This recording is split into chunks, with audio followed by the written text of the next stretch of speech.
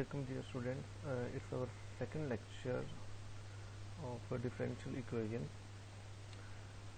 तो इसमें देखें हम इसमें solution of ordinary differential equation को देखेंगे कि आप ब्रीफिंग देख लें, उसके बाद हम इसकी एग्जांपल सॉल्व करेंगे तो ये चीज़ें भी क्लियर हो जाएंगी। अब फंक्शन फाई, कोई एनी फंक्शन फाई की बात कर रहा है, डिफाइंड ऑन इंटरवल, किसी एक इंटरवल पे वो डिफाइंड है, पोटेंशियल लीस्ट एंड डेरिवेटिव्स, और वो एंड डेरिवेटिव्स को होल्ड किए हुए और वो सारे के सारे डेरिवेटिव्स हैं वो कॉन्टिन्यूस हैं, which when substituted into an ordinary differential equation reduces the equation to an identity is said to be the solution of the equation on that interval। मतलब उसमें अगर n डेरिवेटिव है तो जब हम उसमें वो n डेरिवेटिव की वैल्यू सब्स्टिट्यूट करेंगे तो हमारे पास आइडेंटिटी में रिड्यूस हो जाएगा, तो ये हमारे पास उसका सोल्यूशन हो जाएगा। ये चीज़ एग्जांपल की थोड़ा सा हम क्लियर कर लेते हैं कि हम किस चीज़ को कह सकते हैं कि वो इसका सोल्यूशन है। अब देखें हमारे पास ये एक डिफरेंशियल इक्वेशन है, dy by d x is equal to x y raise to power 1/2, और ये उसने क्या जी y is equal to this, ये इसका सोल्यूशन है।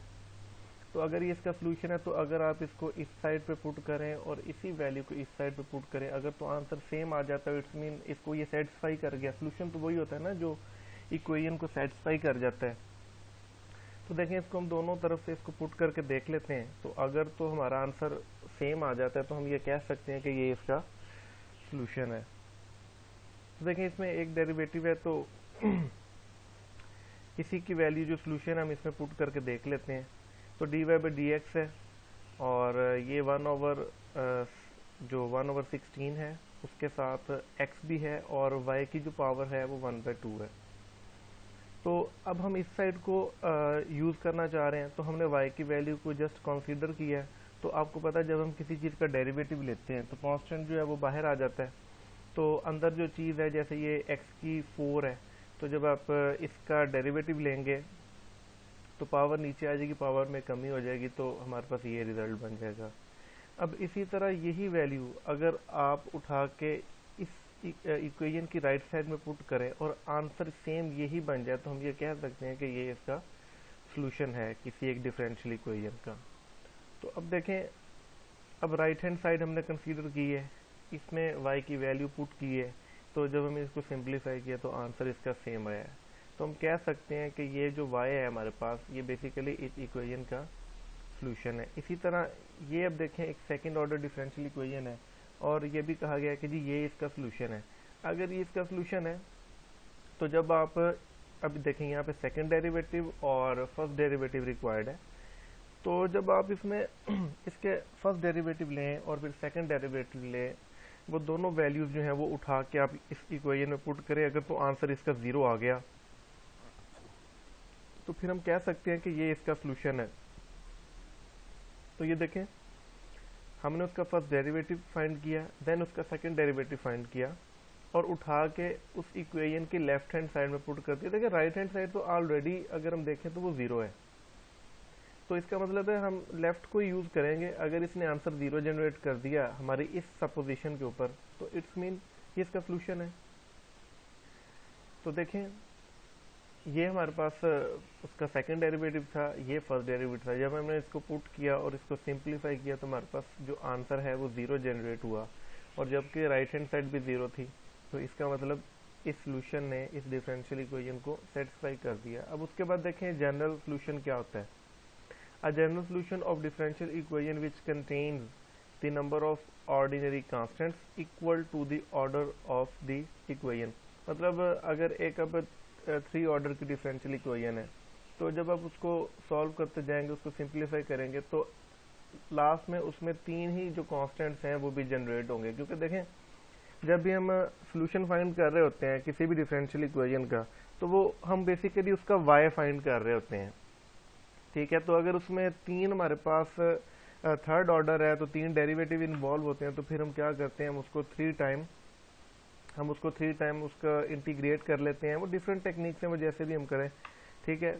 तो 3 टाइम जब उसकी इंटीग्रेशन करेंगे तो ऑब्वियस सी बात है कि उसमें उतनी बार कांस्टेंट्स भी जनरेट हो जाएंगे। फॉर्मेशन ऑफ डिफरेंशियल इक्वेशन क्या है, given relation f of x y, ये कोई फंक्शन है जिसमें c1 c2 up to n time constants हैं, between the variables x and y हमारे पास के variable and containing the n constants और उसमें n नंबर ऑफ कॉन्स्टेंट्स हैं. It is always possible to form the differential equation of order n. अब देखें, आपको पता है कि जब हम डेरिवेटिव लेते हैं तो कोई भी जो कांस्टेंट होता है वो जीरो हो जाता है.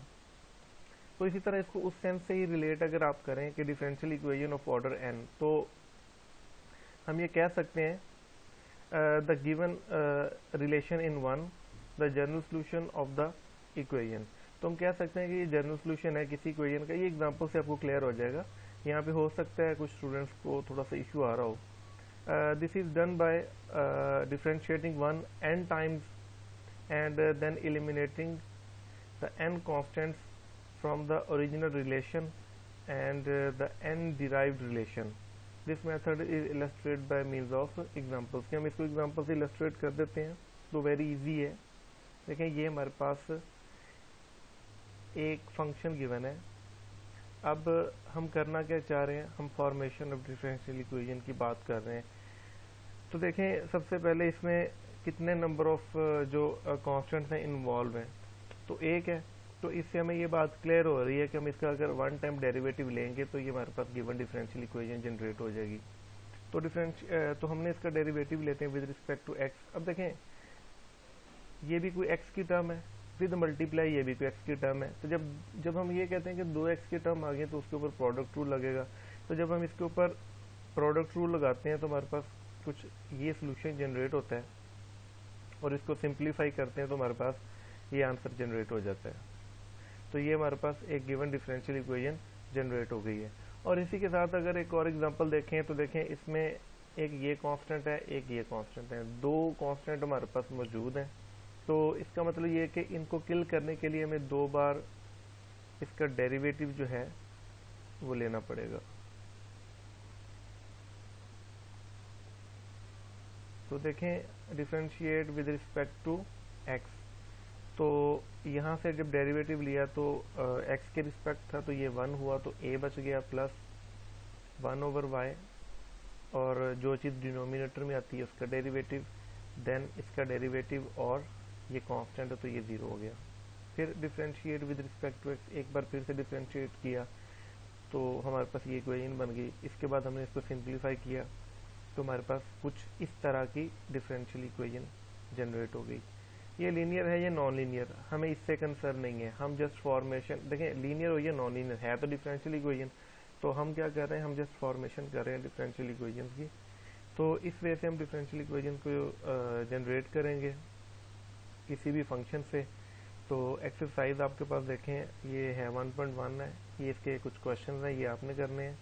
और फिर एक्सरसाइज एक दी गई है, find the differential equation of the following. Circle of the radius, circle that passes through the origin, और एलिप्स इन स्टैंडर्ड फॉर्म है. ये चीज़ें आपने सॉल्व करनी है. Thank you so much.